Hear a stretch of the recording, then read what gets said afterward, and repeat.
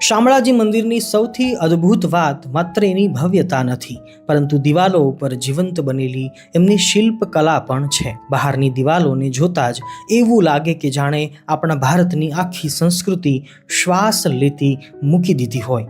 આખું મંદિર સફેદ અને ભૂખરા પથ્થરોમાંથી બનાવવામાં આવ્યું છે, જેમાં અત્યંત ઝીણી અને જીવંત કોતરણી જોવા મળે છે. દરેક થાંભલો, દરેક દિવાલ, દરેક ખૂણો જાણે કોઈ ઇતિહાસ કહી રહ્યો હોય એવું અનુભવાય છે. મંદિરની બહારની દિવાલોમાં રામાયણ, મહાભારત, શ્રીમદ ભગવદ્ ગીતાના અદ્ભુત દ્રશ્યો છે. હિન્દુ ધર્મના વિવિધ દેવી દેવતાઓના અનેક સ્વરૂપો પથ્થરમાં કંડારેલા છે. નૃત્ય કરતી અપ્સરાઓ અને સંગીત વગાડતા કલાકારો જોવા મળે છે, અને હાથી ઘોડા સાથે યોદ્ધાઓની અનેક આકૃતિઓ પથ્થરમાં કંડારેલી છે. આ દ્રશ્યો જોયા પછી જાણે એવું લાગે કે ભારતની ભાવિ પેઢીને યાદ રાખવા માટે જ આ દ્રશ્યો કદાચ બનાવેલા છે, કે ભારત પાસે ધર્મ છે, સુખ સંપત્તિ, કળા કૌશલ્યતા છે, અને કદાચ કોઈ આતતાયી રાક્ષસ વિધર્મી યુદ્ધ કરવા આવે તો ભારત પાસે સૈન્ય અને હથિયારો પણ છે. મતલબ કે ભારત દરેક રીતે સજ્જ, સજાગ અને તૈયાર હતું. અને હે હિન્દુઓ, ભવિષ્ય તમારા હાથમાં છે. રખેને ભૂલી ન જતા ધર્મવાન બનજો, શૂરવીર બનજો અને પોતાની વિરાસત, સંસ્કૃતિ, સભ્યતા એમને સદૈવ વળગેલા રહેજો અને એમની રક્ષા કરવા માટે સદૈવ તત્પર રહેજો. તો આ હતું શામળાજી ભગવાનનું મુખ્ય મંદિર. આવો હવે મંદિરની બહાર એના મુખ્ય પ્રવેશ દ્વાર ઉપર જઈએ. મંદિરની બહારનો ચોક બે નામે પ્રસિદ્ધ છે, રતન ચોક અને ખાખી ચોક. મંદિરના પ્રવેશ દ્વાર પર બે મોટા નવગજા હાથીના આપણને દર્શન થાય છે, અને સૌથી વધારે આકર્ષિત કરનારું દ્રશ્ય છે ઉપર શેષશાહી મહાવિષ્ણુની મૂર્તિ, જેમાં ભગવાન વિષ્ણુની નાભીમાંથી કમળ અને એના ઉપર બ્રહ્માજી નીકળ્યા હતા અને શ્રી લક્ષ્મીજી સેવામાં છે. આ દ્રશ્ય ખૂબ જ આકર્ષક અને શાસ્ત્રોક્ત કથાઓ પ્રમાણે વાસ્તવિક પણ છે. આ ચિત્ર કોઈ કલ્પના નથી, પરંતુ આપણા હિન્દુ ધર્મ પ્રમાણે બ્રહ્માંડની ઉત્પત્તિનું પ્રથમ બિંદુ આ ઘટના છે, જ્યારે મહાવિષ્ણુની નાભીમાંથી કમળ નીકળ્યું અને કમળ પર બ્રહ્માજીનો પ્રાદુર્ભાવ થયો, અને પછી બ્રહ્માજીએ જીવસૃષ્ટિ બનાવી અને સમગ્ર બ્રહ્માંડનું સંરચન થયું. ચાલો આગળ વધીએ. આ ચોકમાં 3 બીજા નાના મંદિરો પણ છે. એક છે ત્રિલોકીનાથ શ્રી વિષ્ણુ મંદિર, જેમાં ભગવાન વિષ્ણુની પૂજા થાય છે, જેની સેવા પરંપરાગત ત્યાંના સ્થાયી બ્રાહ્મણો કરી રહ્યા છે. બીજું મંદિર છે શ્રી મહાલક્ષ્મીજીનું મંદિર.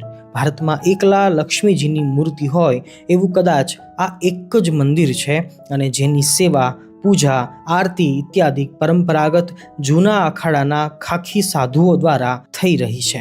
અને એમની સામે ત્રીજું મંદિર છે, જેમાં શ્રી ગિરધારી લાલજી ભગવાન, કે જે શામળાજીનું જ એક સ્વરૂપ છે, એમની મૂર્તિ પધરાવેલી છે, જેની સેવા પૂજા પણ પરંપરાગત ખાખી સાધુઓ દ્વારા જ થઈ રહી છે.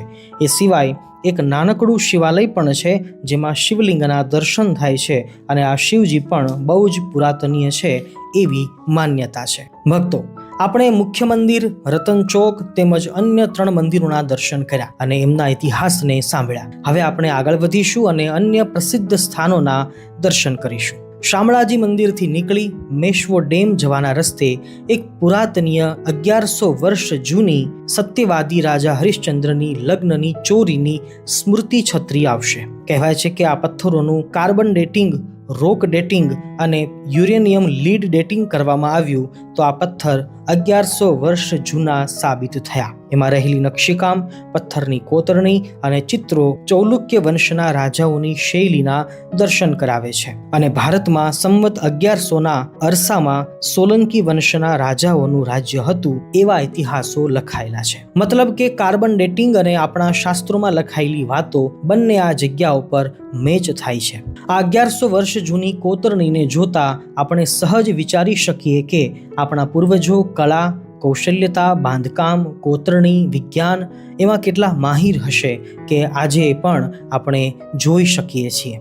ખરેખર તો ભારતનો ઇતિહાસ, સંસ્કાર અને સાંસ્કૃતિક વારસો અદ્ભુત છે, જે આવા પૌરાણિક સ્થાનોથી જાણી શકીએ છીએ. આપણે ભારતવાસી છીએ તો આપણને આપણા સાંસ્કૃતિક અને વૈવિધ્યસભર વારસાનું મહત્વ હોવું જ જોઈએ. વિડીયોમાં આગળ જઈશું આપણે મેશ્વો નદી ઉપર બનેલા મેશ્વો ડેમને જોવા. હજારો વીઘામાં બનેલો આ ડેમ આ બાજુના અનેક ગામડાઓને ખેતી માટે સિંચાઈની જરૂરિયાતો પૂરી પાડે છે. અહીંની રોચક વાત એ છે કે આ ડેમના કાંઠે આગળ જતા દેવની મોરી નામે ગામ છે, જેને ભોજ રાજાનો ટેકરો પણ કહેવામાં આવે છે. તો આ ગામમાં રુદ્રસિંહ રાજા દ્વારા બુદ્ધના સ્તૂપો બનેલા, પરંતુ ડેમના પાણીમાં એ ડૂબી ગયા હોવાથી હવે કોઈને દેખાતા નથી.